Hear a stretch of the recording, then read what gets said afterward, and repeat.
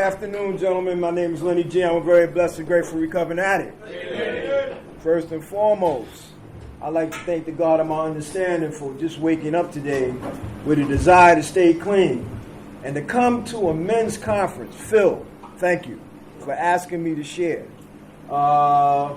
Jimmy, thank you for asking Phil to ask me to share. That's a big thing for me, because one of the things that I work on a daily basis is forming new relationships, especially with men.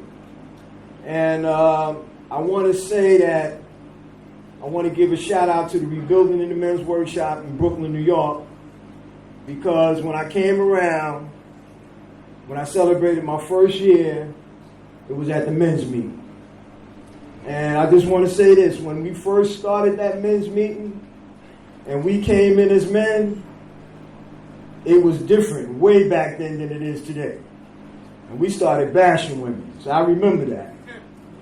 But I'm going to tell you, man, over the years, I've seen the men's meetings grow, and I've seen men inspire to be great, and I've seen the integrity grow in this process. So I'm a proud member of Narcotics Anonymous. Let me just tell you a little bit about me. I was born and raised in Brooklyn, New York, and I come from good parents. My parents was good. You know, the only thing I had a problem with was that I was the darkest one in my family. So as a result of that, and growing up in the 60s, because when I came to Narcotics Anonymous, I was 36 years old. My clean date is 5/28/87. When I came into the rooms of Narcotics Anonymous, I was ready to surrender. I didn't like myself. Self-hatred was part of my growing. Not self-hatred was part of my growing up process. I grew up in the projects, so I was blessed to play a lot of sports and do a lot of things, you know. And when I started getting bused to schools, and I started looking at myself different, because I came up in the 60s where we was busing people to school, and that was different for me. Trying to have an identity with who I was, you know, being a black man in America, you know, going through these changes. And I'm gonna tell you, in the 20th century, in the early 60s, it was crazy. You know, I remember going to school. I didn't mess around with any drugs until about, let me push it up to 1969.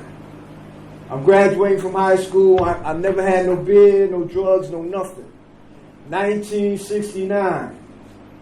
I graduated from high school on a Wednesday. On a Thursday, I went down to New York Life Insurance, which is on 28th Street and Madison Avenue. I took a test as a clerical clerk. I got the job. I started Monday, and I never missed a beat.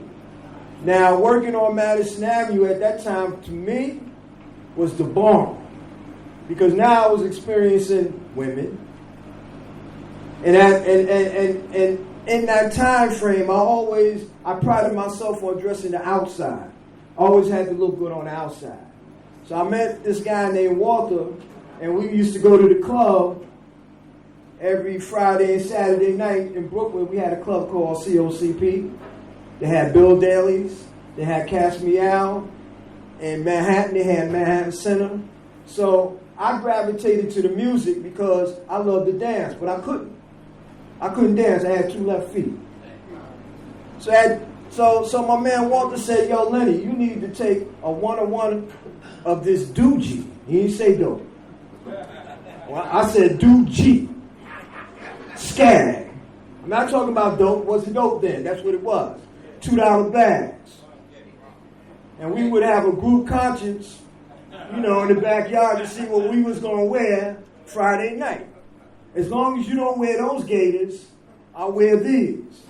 As long as you don't wear that blind knit, I'll wear that. And make sure when you get the beaver hat, you have plenty of baby oil. You know, so you can wear that hat and make it look good. So we went out on a Friday night, and let me tell you something, man. I had a lot of fun early. I had a lot of fun. dancing, learning how to Latin, who was the best hustler. That's what we did on a Friday night. We did that. We would go out. We never stood on the wall. It was always competition in Red Hook, around Red Hook Project. I'm around Fort Greene Projects. That's what we did. And I did that, and I was living my life, and I wasn't so much about, I used every weekend. I was a weekend warrior. I went to work. I was responsible. I was living with my parents. And I was doing all that for a period of time, and then something happened. This is what happened. In 1970, I got a letter from Uncle Sam. And it had a token in it. And it says, "You're going to Vietnam." Now, I was fortunate because I had two guys on my block. They was in the Marines, and they got killed when they went over to Vietnam. I had 30 days to get my stuff together before I went. And in my mind, I didn't want to go because I was thinking about my idol, Muhammad Ali, and what he went through, and how he stood up for his beliefs. I wasn't there. My mom said, "No, you got to go." So at 1970, I was 19 years old, and I was on my way to the Republic of Vietnam at 19. I didn't turn 20 yet. So when I got to Vietnam, that changed my whole life. Because when I got to Vietnam, I was scared. I didn't know what to look for. They had brothers that was there, and they were schooling me on what to watch out for. And then they had that 98% pure heroin. The kind where if you put water to it, you ain't got to cook it. Where if you pulled a cigarette out and took some tobacco out, you sift it in there, and then you put a knot on there, and once you drag it, you was dragging pure opium. And I'm telling you, once I took a hit of that, it just changed me. I'm talking about some courage that I never knew I had. And you talking about the attitudes and behaviors. I ain't listening to nobody. I did what I wanted to do. I'm from New York. I do what I want to do. And I don't care what nobody says. What I understand about having experience in Narcotics Anonymous, sometimes I hear people say, "Well, I wish I had known that back then." Well, for me, I needed to go through everything that I went through to appreciate my recovery process right now. You can't enjoy the sunshine without the rain. See, I came in here, and the reason why I used because I was in so much pain, trying to mask and hide the pain. Right? And I did that. When I came home, man, I got ridiculed as a Vietnam vet. I didn't know where I belonged as a black man. And let me tell you something, when I came back to this world, it was completely different. See, when I left, we was wearing gaiters, low cut, shoes, regular shoes. When I came back home, they was wearing platforms. The whole game changed. I was wearing tailor-made pants. I came home, everybody was wearing polyester. Because when you get the reefer and you sift it, you know, you get the big album cover. You get a nickel bag of reefer, put it on the album, and you sift it so you can get all the seeds out. But sometimes, occasionally, when you blow that reefer, one of them seeds is going to pop on the polyester pants and burn it. Or that polyester shirt. You know, that John Travolta Saturday Night Live shirt. When I came home, let me tell you something, man. When I came home, man, let me tell you something. I came home, mind you, I came home the first person to go to detox. Vietnam vets was coming home on a regular basis, and they was committing suicide. The government did not have nothing set up for us. Nothing. I'm telling you, they didn't have nothing. I didn't trust nobody. I didn't trust the government. So when I came back, I got detoxed. I was blessed to be detoxed. But I held a lot of anger and resentment inside. And we ain't talk about PTSD then because it wasn't labeled then. So when I came back, I was so angry. I got detoxed. The only thing that I could do was go back to something that was familiar. And I had to go back to using drugs. And I didn't go back to the dope right away. I went to the methadone program, and I started out with 80 milligrams of methadone on the methadone program. Because I needed to clear the noise in my head, the depression that I was feeling, and the suicidal thoughts that I had in my head that were ever revolving in my head, and I couldn't get rid of them. And I'm talking about when I came home, I had 17 years of trying to deal with that on my own, and I couldn't do it. And I wanted to commit suicide, but my grandmother came to me and she said, "No, we're not going out like that. We're not going to do that." And I didn't have a clue that some of the things that I learned in Narcotics Anonymous, I didn't have a clue that when I got married, when I came back, and everything that I did, I thought that I was hurting myself, but everything I did hurt my family. They got hurt also, and I didn't know that. And when I go in the bathroom for 2 or 3 hours to shoot up, my wife would knock on the door, and I said, it sounded like I was in there for 10 minutes, but I was in there for 3 hours. When I went to jails and institutions because I was using, I didn't have a clue that my daughter, who wasn't even 1 year old yet, came up to visit me, and she was crying, and I would say, "Why is she crying?" But I found out when I came here, and I did a little bit of work, that every time I went to jail, I took my family with me. And I didn't know none of this until I made my first Narcotics Anonymous meeting. I want to thank God for Narcotics Anonymous.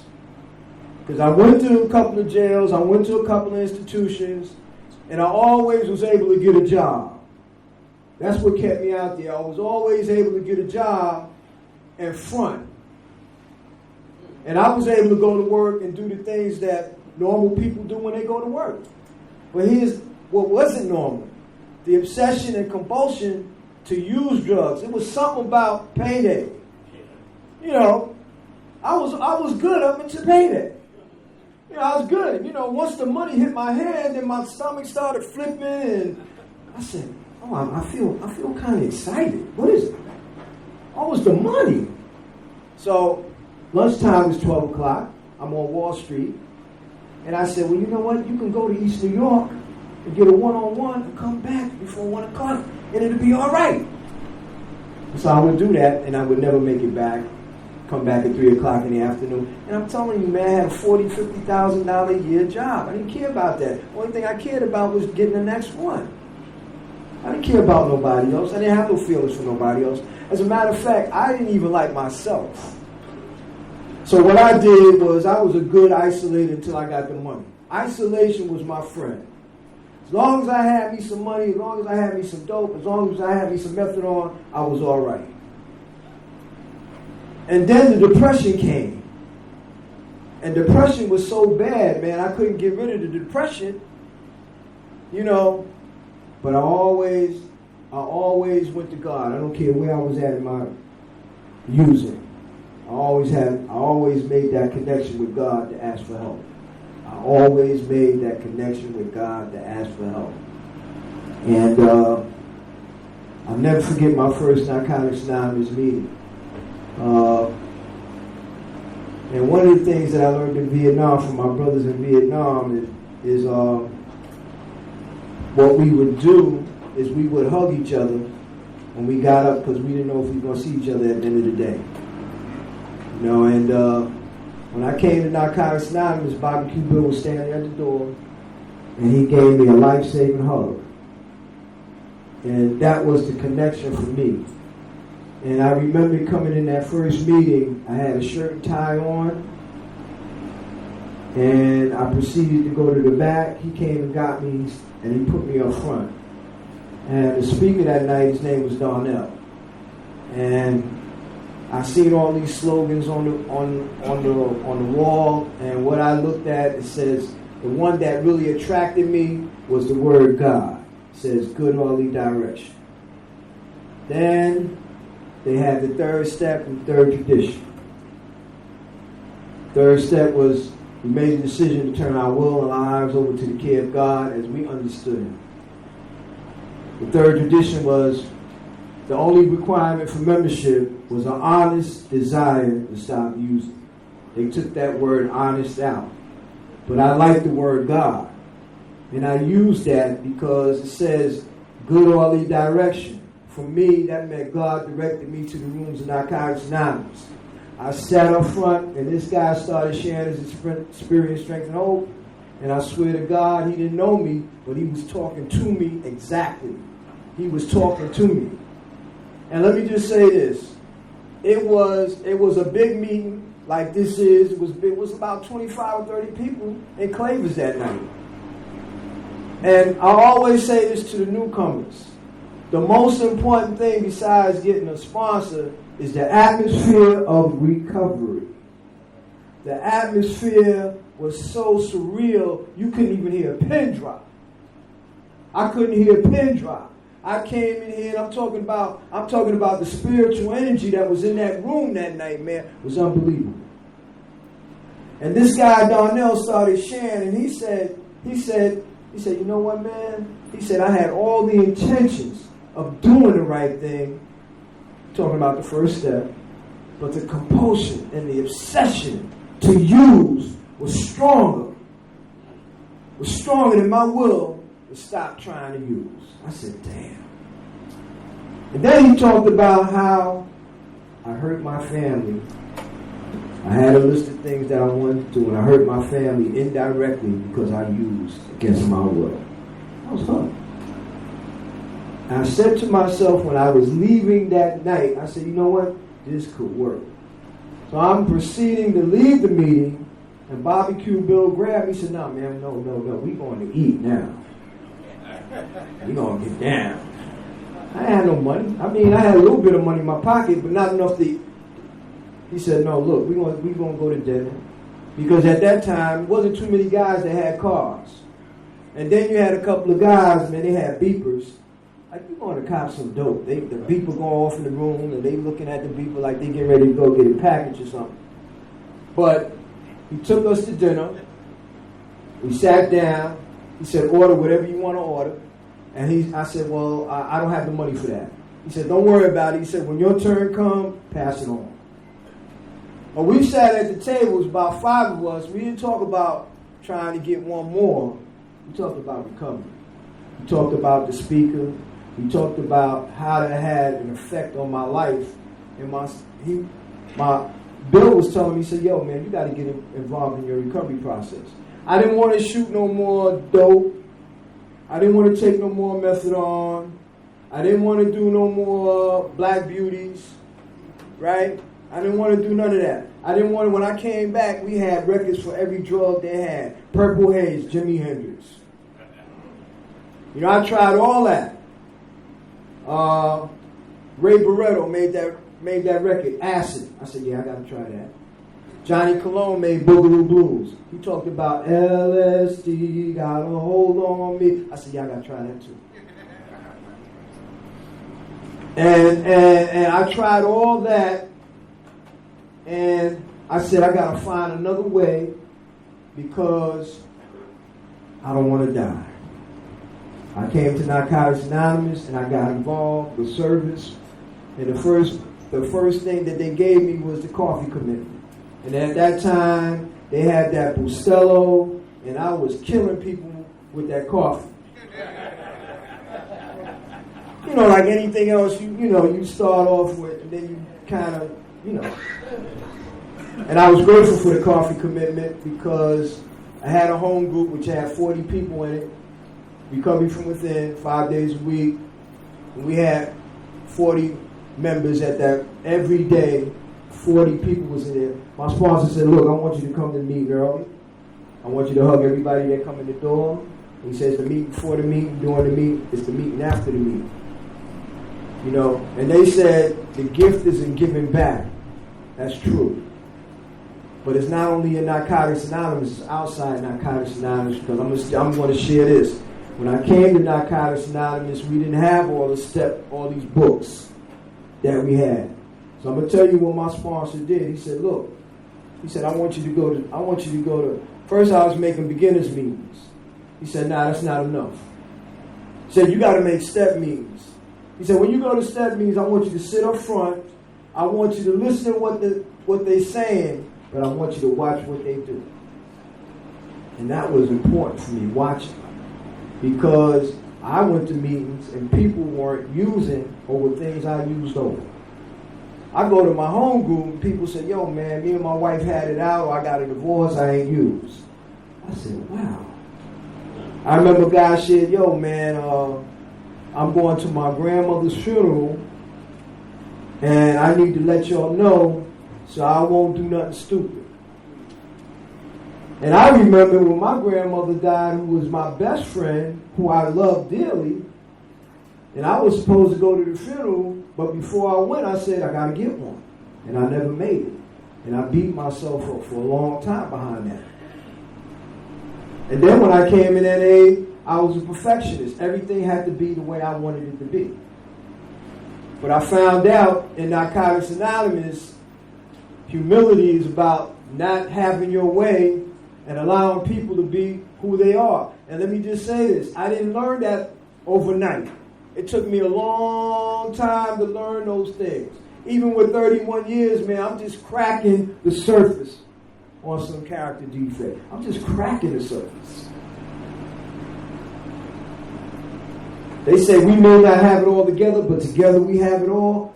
The we of the program is what keeps me here. My sponsor would say, yo, man, a closed mouth don't get fed. So I came in here, I wanted a job. He said, if you don't let us know what's going on with you, we can't help you. So I raised my hand. I said, I need a job. I worked for a recovering addict. That didn't pan out too good. Then I got some information on, because I'm a vet, I could work for the government, and I took the job working at the VA hospital on 23rd Street and 1st Avenue from 4 in the afternoon to 12. And when I would leave that meeting, I would go down to St. Mark's. I'd go down to the zoo at 11:30. St. Mark's was the joint. I go down to St. Mark's where you got movie stars, everybody come down in there, and it's crazy. You go in there, it smells like you in a shooting gallery. You go to the picture room, it smells like you in, it smells like a gallery. You know what? I like that smell. A smell kept me clean. They said those who fail to remember are doomed to repeat. I needed to smell that.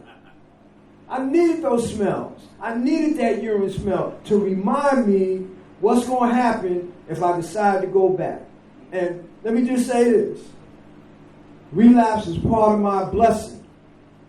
That one relapse. And the reason why I relapsed is because I was making meetings and I didn't have the ability to get honest with me. Didn't have that ability to get honest.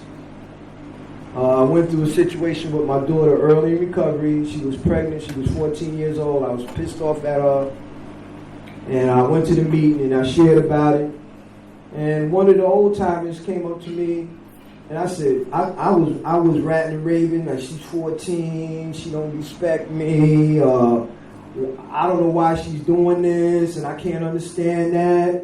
And an older member came up to me, she said, look, she's a spitting image of you. She said, what you're really watching is you. So she said, what you need to do is, since you come in here all the time with that I love you, hugging people and talking about how good it is, why don't you take some of that stuff to your daughter?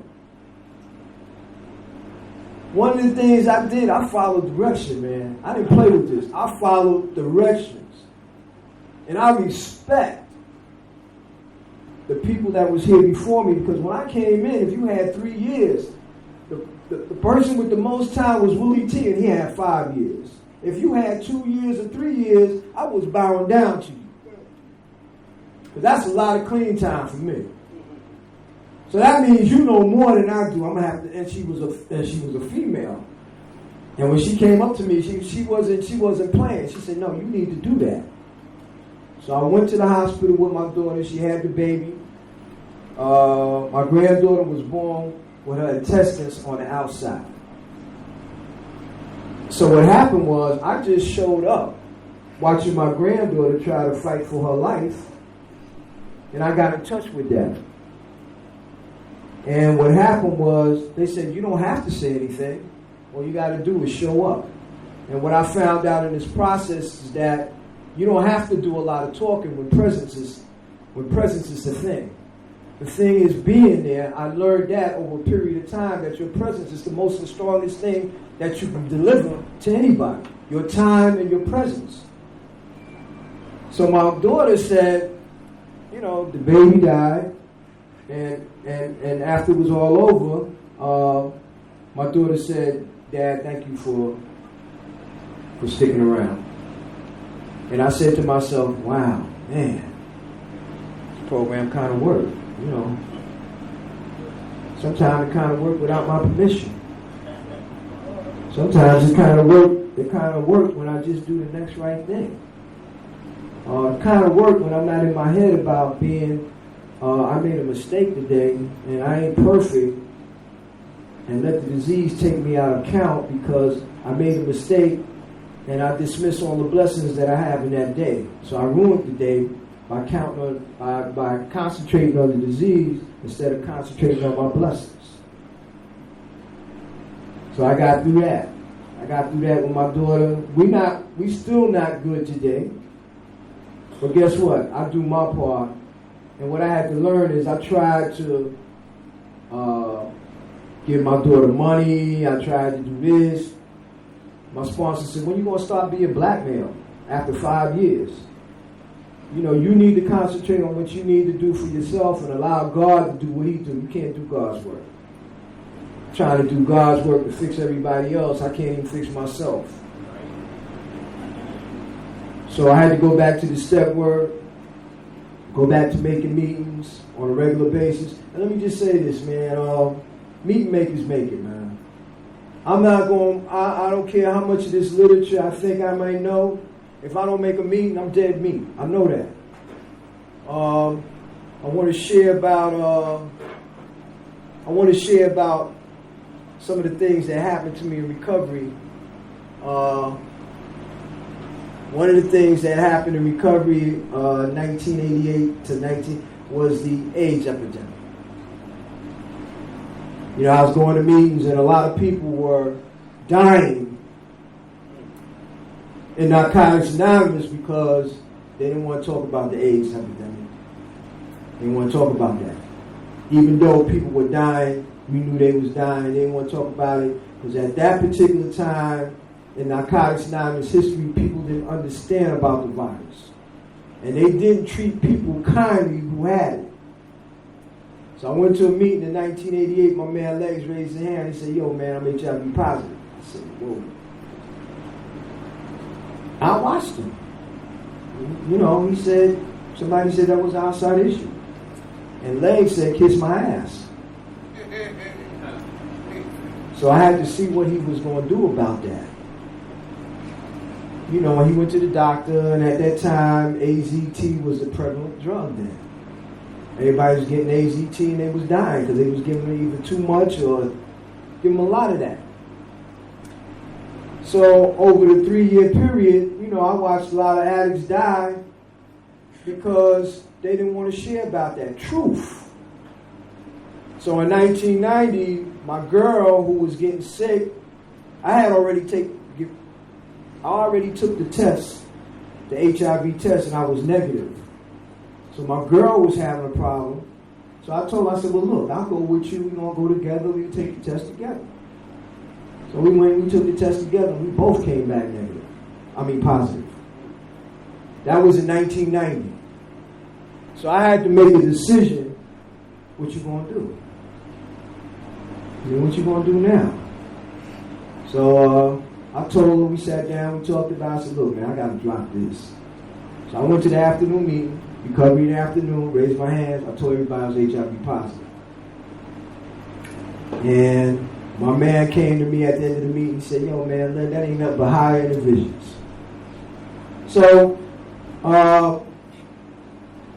the journey, the AIDS journeys, I didn't know what I was going to do. I knew I had to take some steps. I know my T cell count was a little above 500, and I didn't know what I was going to do, but I kept making meetings. And something happened in 1991 in November. This guy named Magic Johnson came on TV.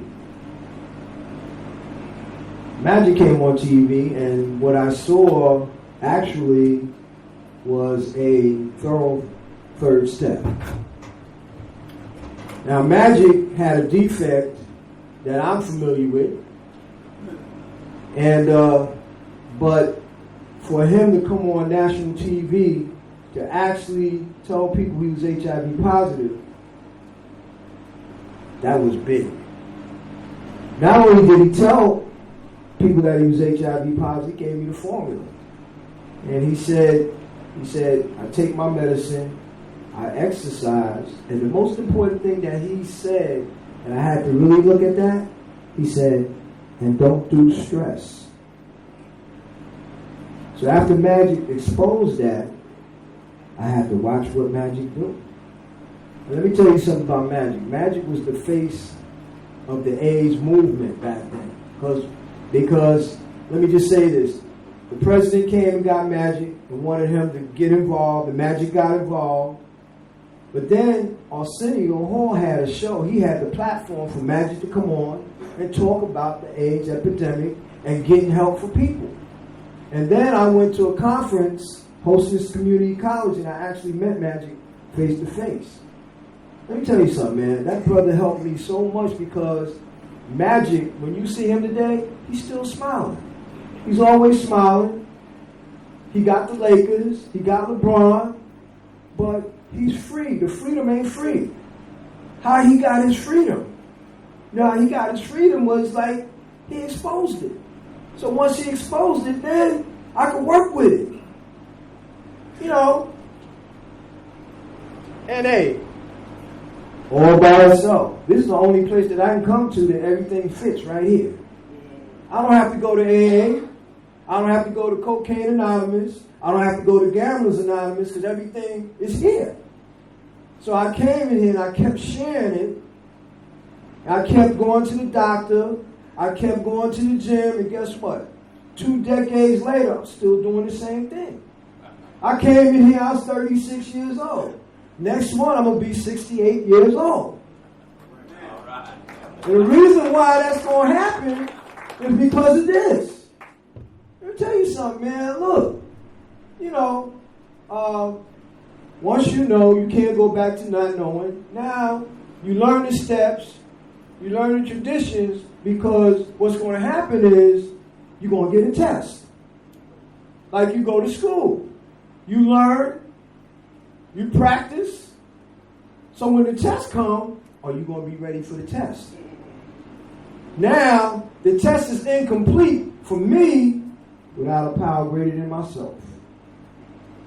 And what I learned from going through that HIV thing is that my connection with that power is my greatest source of strength and courage. Steve was talking about that.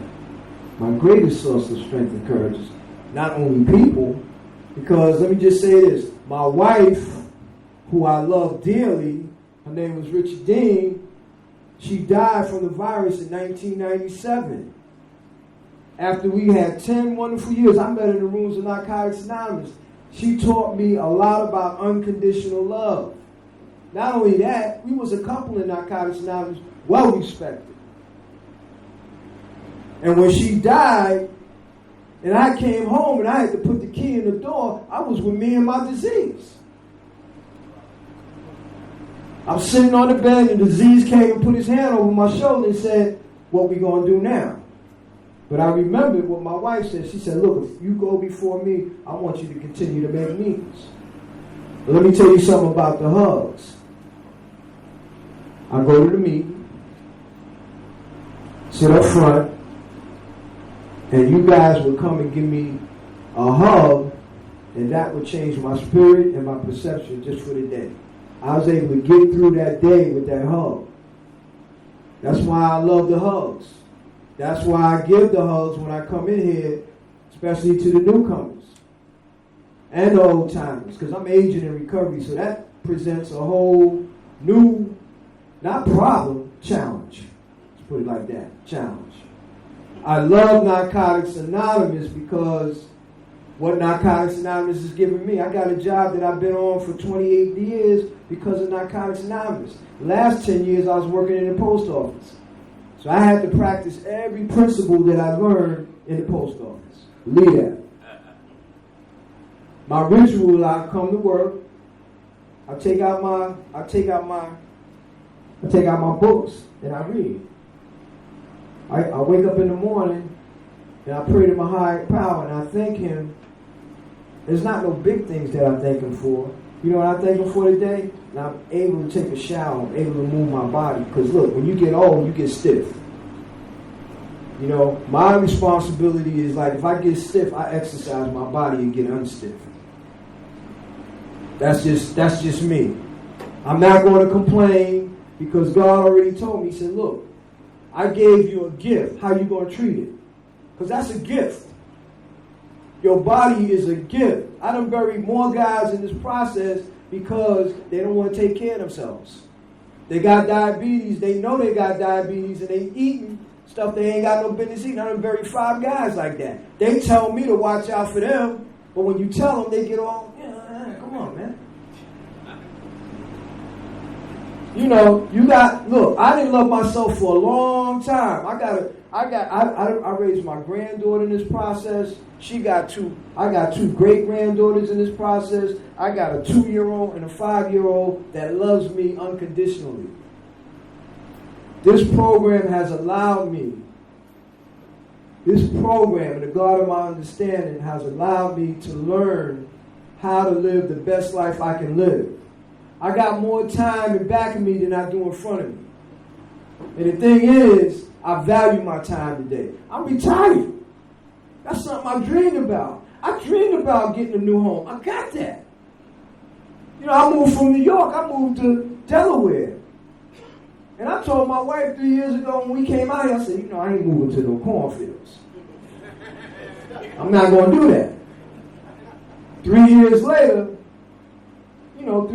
I got tired of New York. And my wife said, let's move to Delaware. And I did that.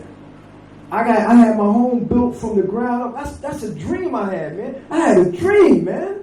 And it came to fruition. So I went down there every other week, man. My wife be standing there watching them build the house. We move into the house. And she's so happy now. She's real happy. And I said to myself, I don't know if this is going to work. Because now we both retired. We under each other. I don't know if I can stand seeing her every day. I'm talking about real talk. But check this out. This is what I did. I came and shared it with y'all. I said, this is what I'm feeling. And I went and I told my wife about how I was feeling. She said, she said, why would you think that? I said, honey, I'm going to tell you because it's a thought. I need to tell you. She said, no, that's not going to happen. But here's the thing. I got honest with myself enough to tell my wife what I was truly feeling. I learned that in Narcotics Anonymous. Because when I lost my second wife and I lost my first wife the year after that, I had to remember that that's my partner. My wife is my partner. So when I leave you guys and go home, I'm not going home to a house that's jacked up. I'm not doing that. And my wife is my other sponsor. She knows me better than I know myself. She knows me better than I know myself. And what I find in Delaware is that I am so proud of a lot of these newcomers that's staying. They're not relapsing. They're not relapsing a lot anymore down here. Because of the atmosphere of recovery, and when they come in, I try to catch them and give them a lot of encouragement to keep coming back, because that's what y'all did for me. People that couldn't read. I remember the meeting before the meeting. We come in here and we take out these and we sit down with the people that couldn't read and we go over that. And as a result of that, a couple of people went to college. Just behind sitting down, we could get back to Narcotics Anonymous in so many different ways. So many different ways we could get back to Narcotics Anonymous. I was a guy that was frightened, lonely. I'm a Vietnam vet who don't like being around crowds. Now today, I practice being around crowds. I practice when I go to the gym, I extend myself. I help people, and I'm still practicing how to be the best person I could be. And that's a lifelong commitment. And I find out that as being a person with a lot of clean time, can I remain open-minded and teachable? Can I come to a meeting and a newcomer can tell me something that I ain't never heard that can help me stay clean? Yes. A lot of times I've heard a lot of good stuff in here that I never heard before that helps me remain open-minded and teachable. No, I don't have it all together. I'm not perfect. But let me tell you something. This is the happiest that I ever been because I never thought I would be enjoying retirement. And I had to say to myself, what are you going to do? Because you're the guy that's always too fast, too quick with the most. You don't know how to sit still. You don't know how to enjoy life on life terms sometimes because you try to make stuff happen. So I'm slow like a turtle, and balance is the key because sometimes I need to practice calling my sponsor, reading my literature, because sometimes my wife don't want me to go to meetings. She said, yo, you need to spend some time with the family. That's a balance. Sometimes I don't go to meetings. I have other ways of staying clean. I pray, whatever it takes. Because I remember back in them times when the disease was running my mind, and he still can, I could be in the fetal position and the answer could be right next to me. But staying in the fetal position is not going to help me. This is a program of action. This is an action program. If you don't take the action to do what you know you need to do, then you're going to suffer. Suffer is optional. Suffering is optional. I ain't got to suffer today. One of the things my predecessor said, I remember Willie T said, you can start your day over at any given time. So I said, Willie, what you talking about? He said, look, if you're having a bad day, a bad moment, say the serenity prayer and start your day all over again. That's what I do. That serenity prayer has helped me in many difficult spots. Especially when I was here early in recovery, one of the things that I did, road rage. I was the guy that got out the car and would tell the other person to get out the car and stand there and dare him to get out the car. Early in recovery, I was good for that. And then one day I met this Chinese guy, and I told him to get out the car, cursed him out, got next to him, and I did like this. Come on there, come on, come on. He just looked at me, and he drove off. I was pissed off, man. I went to the meeting and shared about it. You know what they told me? He said, you lucky the Chinese connection and kicked your ass. Now, let me just say this. This is how God works in that situation. I'm going to show you what God did. Oprah had a show on, and the show was about road rage, and the guy that was on the show, the guy and the girl that was on Oprah's show, the guy had killed her old man, shot him in the head, killed him. So they was on TV, and Oprah asked the girl, well, what happened? Why did he shoot? You know, she said, what happened? I don't know, he went off, shot my fiancée in the head. So the guy's in jail, and Oprah asked the guy, he said, well, why did you do that? I never forgot what he said. He said, I went from zero to rage, and I couldn't think about it in between. And he just shot him. And that didn't stop me. The second incident stopped me where I had my wife and her mother in the car, and I got smart with this other guy. He went on my wife's side. He said, look, he said, you know what I'm going to do for you? He said, I can shoot your wife, I can shoot your mother-in-law, and let you live to think about what you did. My wife said, pull over. She pulled me over, and she let me have it. She said, how long are you going to keep doing this without getting other people hurt? And I had to really look at that. She said, your ego is going to give you a check that your ass can't cash. And when your ass can't cash that check, then I'm involved in it. I had to look at that, and I had to stop that. I had to stop that behavior because I was taking people with me. Same thing with depression. I found out when I'm depressed, That's a spirit. I don't want to bring that around my family. When I feel depressed, there's some things that I have to do immediately. I go to the gym. I'll make a meeting. I'm going to talk about it because I know that feeling's going to shift. And I know when I come home, I can't bring that in the house. That's just me. Because I know the damage it can do if I keep it on me. I know if I get angry and I don't express myself the way, look, you can be right, but you can be deadly right. It's not what you say, it's how you say it. And a lot of times, man, I can get, with my daughter, I can get irate, and I could be saying the right things, but my attitude is jacked up. I said something to my wife a couple of months ago at a family reunion. You know what she said? She said, look, I'm tired of you. You're killing my spirit. My wife never said that. And I had to look at what I was doing. I had to look at my behavior. I had to look at what I was bringing to my household.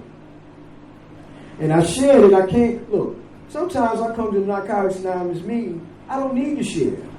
Because you guys give it to me. You give me what I need. Here's the thing. I got to go and apply it to the best of my ability. Look, I love Narcotics Anonymous because I'm learning new things. I'm meeting new people. I just met Jimmy 3 weeks ago. We was at a meeting. We was talking. He said, yo, man, look, I'm going to Pittsburgh. Do you want to share? I said, yeah. I don't have nothing to do. I love to go to Pittsburgh. I never seen Pittsburgh. I want to meet some new people, make some new friends. Phil, Steve, a couple of you guys in here, man. Look, that's what I need to do. Because I could easily isolate. I don't want to do that today. I want to live the best life that I could live through the steps, traditions, and aging and recovery, man. We had a point in recovery now where a lot of us are aging.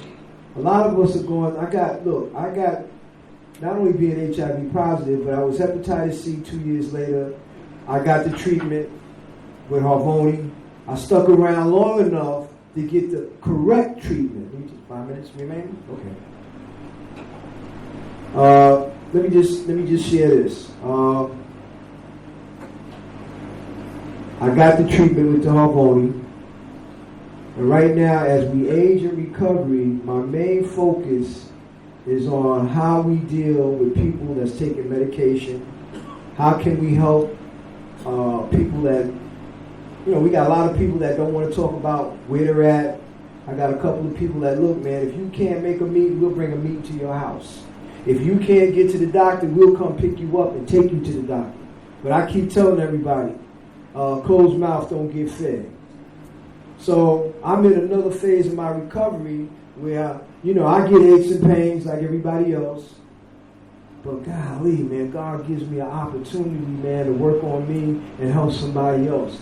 That's the highest form in this process, man, helping another human being, man. I love it. I love to see, I'm going to say this and shut up. I love it when a newcomer come in here and begin to get this process and begin to fly. I like it when an old timer comes in here and talks about his character defects and able to get through them with the help of the steps, traditions, sponsorship, and making meetings. I love that because that's what I do on a daily basis, man. Each one teach one. The wheel of the program. I'm no good without you, and I'm no good without God. Narcotics Anonymous is the joint. So if you're here and you're having a rough moment or a rough day, if you relapse, this is where you need to be. Keep coming. Keep coming. Keep coming. My name is Lennie G. Thank you for allowing me to share.